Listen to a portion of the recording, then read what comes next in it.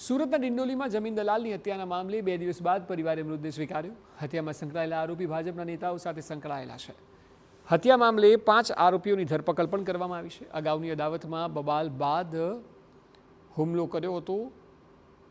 ઘટનાની વિગતો એ પ્રમાણે પ્રાપ્ત થઈ હતી. ત્યારબાદ મોટી સંખ્યામાં લોકો એકત્ર થઈને પોલીસને રજૂઆત પણ કરી હતી. હત્યામાં સંકળાયેલા આરોપી ભાજપના હોવાનું પરિવારજનો અને લોકોનું કહેવું છે. 5 આરોપીઓની ધરપકડ થઈ ચૂકી છે.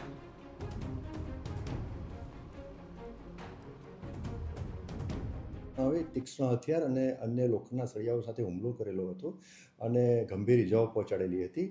જે અનુસંધાને એને સારવાર માટે હોસ્પિટલમાં રિફર કરવામાં આવેલા હતા. ત્યાં એમને મરણ જાહેર કરવામાં આવેલા હતા.